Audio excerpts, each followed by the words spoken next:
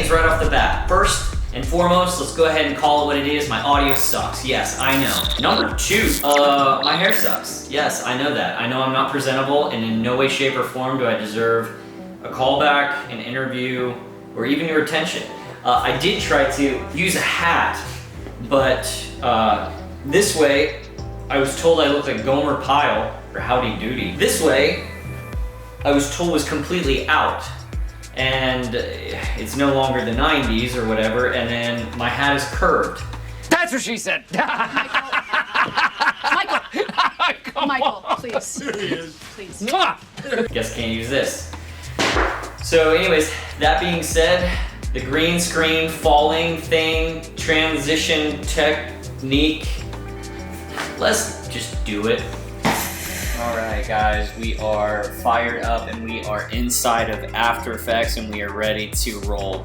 First things first, we're going to want to isolate these guys. We're going to want to mask out our green screen. We're going to want to key out that green screen, then isolate the subject, and then we are going to bring them into the background a little bit and try to tie it all together. Second step, we'll go ahead and build the cloud layers based on a fractal. And then the final thing, because my leaf blower sucks and I didn't get the practical effects that I needed, we'll add a little bit of heat distortion from Video Copilot's heat distortion plugin to the shirt to create a little bit of that wind effect. Now you can do this as much as you want, but you really want to add it subtly so it doesn't look real crazy, right? So let's go ahead and get started. First things first is we are going to go ahead and mask out our subject, and then right up here you'll see I've already got what I need, so we're gonna go ahead and mask this guy out. And oops, I've created a shape layer. Go to your original layer and let's go ahead and mask this guy out again. Alright, boom. Try to keep it nice and clean. Alright, boom. Good, there's our first mask. Now we're gonna go ahead and add in a secondary mask to get rid of this table back here. So first things first, let's go ahead and get that booty out of there, a little bit of the shirt. I like to cut into the shirt a little bit more so. I feel like I have a little bit more control of my feathers that way. So there you go, boom. Alright, so we got our additional mask, hit M, opens up all my mask path properties, go to that second mask and we are going to subtract. We're going to add a little bit more feather to that too, and a lot of that will get blended in with our layer once we're dropping him into the background. So one of the things that you want to make sure that you do on mask 1 is to go ahead and set a mask path property, and we're going to want to keep an eye on those feet and make sure that they stay within our green zone. So right here we see that we've popped out of it. Let's go ahead and add some of that green screen back in right there. Some of the fingers popped up. Let's make sure that we're still in it. Right there was pretty close. Boom. Everything else is pretty good. Okay, and then in our second mask, you can do the same thing, set a mask path property, and you can track your masks if you'd like to do it that way. You right click on this layer and hit track mask. For the sake of this, I'm just gonna mask it because I don't think that there's much that changes in the shirt layer because it was bleeding off that table. So I'm just gonna leave it as is. That mask looks pretty good for me. So let's go ahead and delete that. And then we're good to roll. We are set for our next phase, which is keying out our green screen. So let's go to our original layer. I'm gonna rename this guy too, by the way, original footage, and then leave that as background. Oops, popped into my footage layers. Okay, so first things first, go to your original footage, pull up your effects console or your effects library, and let's type in key light. Let's go ahead and double click, add that to the canvas, select your green tones, boom, knocks that sucker out. I like to go ahead and set my layer to screen matte so I can see what's going on. Typically, sometimes I use my screen gain to boost my mask a little bit more. It's a lot like audio gain. But in this case, I think I'm just gonna leave it as, about 105 or, default for all I care because I can do the majority of it in the matte. I might change this to 30 to bump up those blacks and then clip those whites back down just a little bit more so I have more of that clean white mask. Some of it, you know, again, all these other areas don't matter because we have masked them out already, and then we are good to roll. Let's go over to our key cleaner. Let's hit reduce chatter, and then go back up to our view and select intermediate result. And then I'm going to take my additional edge radius down to somewhere around 2 so it pulls that radius edge down, and then I will go ahead and select on my advanced spill suppressor to key out any additional nastiness and spill that's pouring over. One of the things that you can do if you want to really quickly on this layer, select your layer and go ahead and add a curves layer to it, and then you can bring this guy down a bit, maybe bump the highlights up, bring him down so he's, you know, somewhere like that. You could kind of, if you're going for that really kind of crazy, 300 look, you could really bump the contrast and tones in this. But for the sake of this, I'll bump those backgrounds down a little bit. Something like that looks really good to me. And then what I'll do is I'll go ahead and copy that curves layer and then go to the background. And then I had already done this, so I'm going to show you guys again. I'm going to go ahead and dump my curves on there, and then I'm going to bring the darks up a bit more. So already you're seeing that this thing is starting to look really good, and it's matching really well. We got a good background tone for it. All right, cool. Second thing that I typically do on this background, since it's too clear, and typically these images, when you pull them from Unsplash or wherever you guys are getting your stuff, they're too sharp, right? So the one thing that you can do is go ahead and add a lens blur. So go ahead and add your lens blur, and I think I bumped mine to like 8, so the background's nice and blurry, looks really good. And then you can add that on top of your curves layer, and then your curves will apply to the camera lens blur as well, which is probably a little bit smarter. On your original footage layer, you can go ahead and scale this guy down to your liking. Since your masks are already set, we can get him set up to what looks pretty decent for us. So right there looks good, scale looks good, everything looks good so far. So boom, knocked out step 1. All right, step 2. Let's go ahead and build our cloud. So build that solid, go ahead and call this fractal clouds. Leave that solid in there. I do not know what I just did. Okay, new solid fractal clouds. Hit OK, boom. Let's go ahead and add our fractal noise. Boom, good to go. Let's make a few adjustments. We're gonna go dynamic. We're gonna spline this guy, invert him. We're gonna add some more contrast. Let's say, oh gosh, we could do something along the lines of close to 200. I think that'd be good to add some additional contrast. Maybe 185-ish, 190. Play to your liking, right? Okay, something around, I had -42, but something around -40. I had a high complexity. And then for my evolution, go ahead and Alt-click on your stopwatch, and let's go ahead and add a time expression. Time times 400 is pretty good. Go ahead and pre-compose your fractal layer. So fractal, pre-comp, cloud, and move all attributes into a new layer, and then we're going to go ahead and we're going to pre-compose this one more time. And we're going to call this cloud group, because we're going to have multiple clouds floating inside this pre-comp based off the one that we created inside this. So we have our pre-comp in here of that original cloud layer, and if we double click on that, we have our original fractal solid. So going back up one layer to our pre-comp layer, which I've completely lost. Okay, right here. We're just gonna go about a second out, just a fraction out, and go ahead and clip that guy right there. Because what we're gonna do is we're gonna send him on a little bit of a journey. We're gonna send him up and flying around a little bit. So go back to the tail end of your timeline, and then let's set another position keyframe. Go to your first one, and the first thing that we want to do is we want to bring him off screen down here. So let's go ahead and go right down here, bring him off the canvas, and then we're gonna float him through, and we're gonna bring him off screen up here. Boom.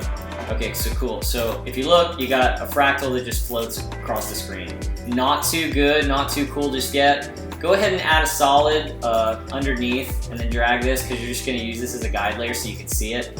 So watch your fractal play through. It's so cool, it's so awesome, you finished. Nope, not even close. So let's go ahead and let's add some motion blur to our layer. So now we get a little bit more of that motion blur as he's coming through.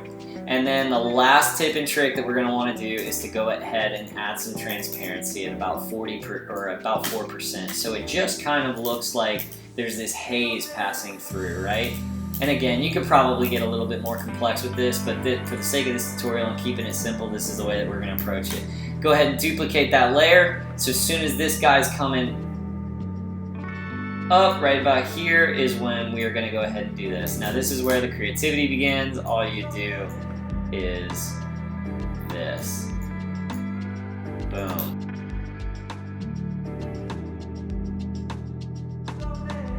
So we have a lot of fractal kind of going on there, and that looks pretty good. Now here's the cool thing about all this. You could, in theory, go into your fractal area, and where your fractal is, you could kind of create some masks. You know, let's see. And you could technically do it in your other layer. Oh gosh, sorry. Alright, so fractal, I might do this right about there, and then I'll subtract him or invert the add, and then go ahead and set my feather to, let's say, that's something like 300.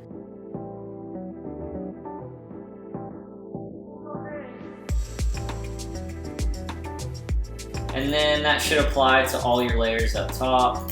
And you'll notice there might be a little bit more of a gap now because you've added that mask, so all these guys will probably have to shoot over a little bit more.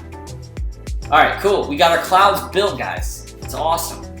Cool. Let's go back and let's make sure at the very bottom we turn off that guide layer so that it's transparent, everything's at 4% opacity, and we go back to our main layer and we are good to roll. Let's check out our clouds in action. Boom. We got clouds. Now here's what's cool. Go ahead to your transparency, set your opacity down to something like 50%, and boom, you got these nice subtle clouds.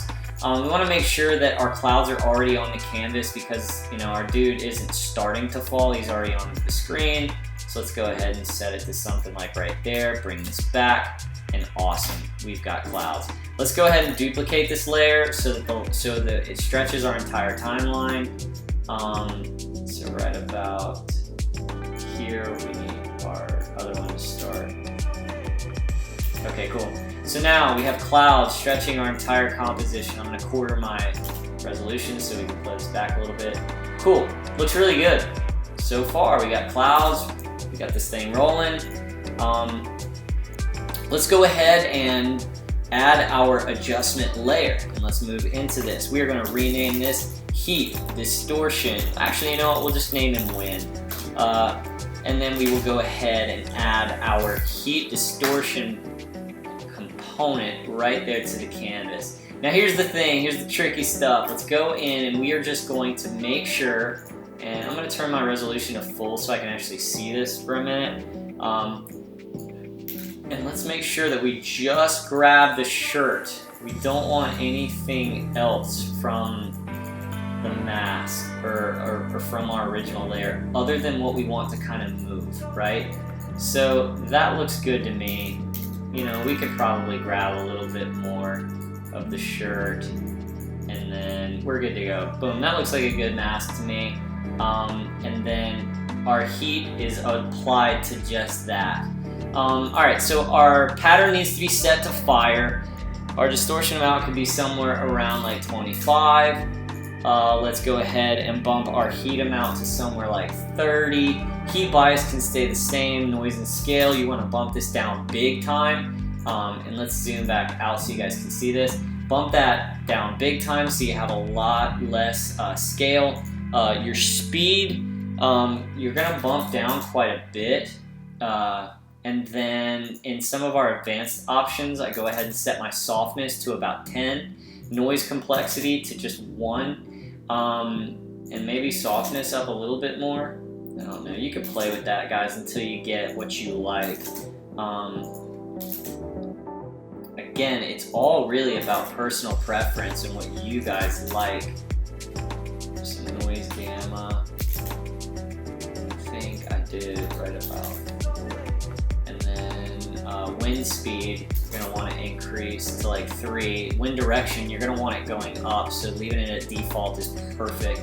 And if I was to play that back just right now, you can kind of see what we have. All right, so cool. Let me half it and see if I can zoom out and see what we got. So cool. It kind of looks like the shirt's being frayed a little bit.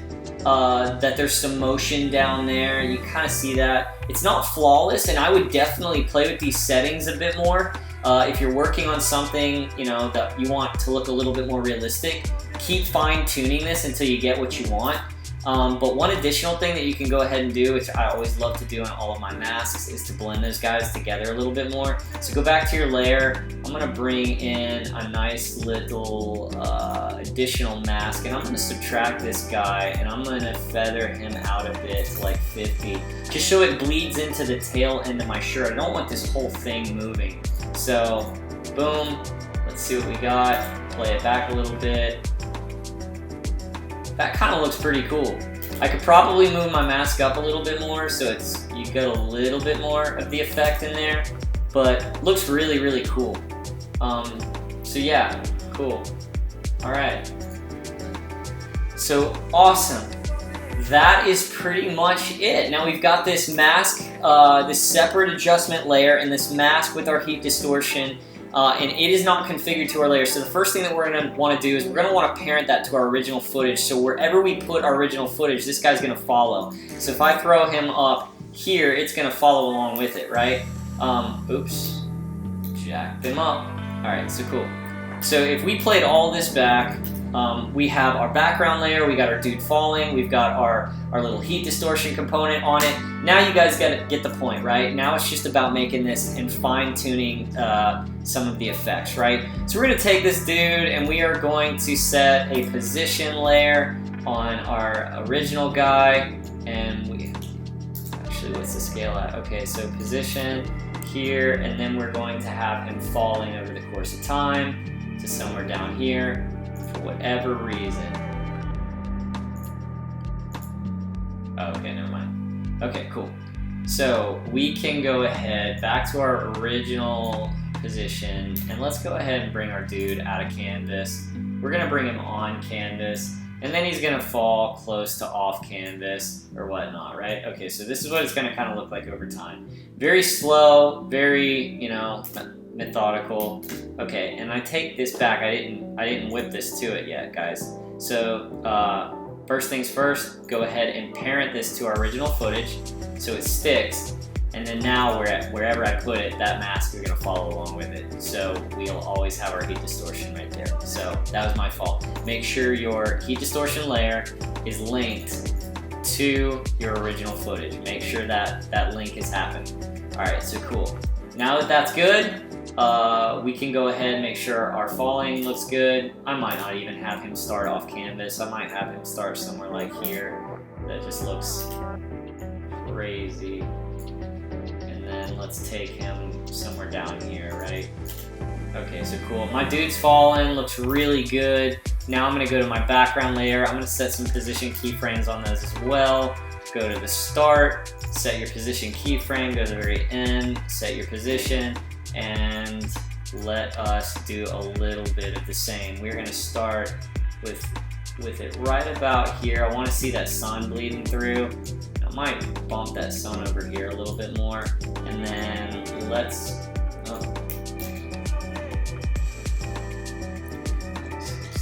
go ahead and delete that last keyframe, and we will start him over here, and then let's go to our ending keyframe, and then this one is just going to kind of scroll up just slightly enough. Doesn't have to be anything crazy. And again, guys, make sure you're adding motion blur to those moving components, right? Anything that's moving, you might want to go ahead and add that motion to, because it really helps to add a little bit of more of that dynamic and that realism to your shot. So go ahead and on that background layer, you could even make that move just a little bit more if you wanted to. Whatever you want to do, it's up to you at this point, but it just creates that cool parallax effect, right? Now you could set a little bit of easing on all of those and whatnot, but you continue to play with it, have some fun, and that was basically it, guys. That is the 3 steps that I used to kind of knock this out. Now you can continue to fine tune it, add some additional adjustment layers, like let's go ahead and add some orange tint and really color grade this guy a little bit more. I'd zoom in right about here, and let's go ahead and maybe just grab, you know, with that sun hitting those light spots on the legs, we might really want to. Everybody has their own way of doing things, guys, but let's go ahead right here. Let's add some hue and saturation. I think I colorized it, set it to somewhere around 11, and then increase that color tone right here. So I had a bright, vibrant color. I go into my mask path or my mask feather, hit F, and then, you know, I feathered this guy out. I don't know, it was like 15, maybe 20. All right, cool, it got a nice little tone, and now I can set the transparency down to somewhere like 70, and then just keep fine tuning it, right? Got a nice little tint there, and keep fine tuning it. I'd fix the mask there and continue to fix the arms and whatnot, and then parent these layers to my original layers so that those adjustment layers follow along with my dude, and then just adjust the movements. Adjust your mask path, adjust your movements over time, and there you go. You got a really cool effect. Just to go back to my original comp to show you what else I did additionally to this to kind of help add some of that. I added some thunder into the background, added a little bit of lightning. You know, I added some light beams right here with some additional footage. Again, some color correction layers, some light beams. I added an unsharp mask for, you know, to create a little bit of sharpness for that 300 look, and then some noise to top it off. And again, my noise was awful, so I went ahead and pulled that back, and then if I set it to full, you could see it, if it will render out, but probably won't. So anyways, that's it. If you guys like this video, you want to see more content like this, please let me know. I know that there are a whole slew of people doing this, but I'm trying to approach it a little bit different. If you like it, if you have any critiques, any comments, please let me know below. Shoot me an email. I'm extremely accessible. Would love to hear from you guys. Till then, take care. Peace out. Bye.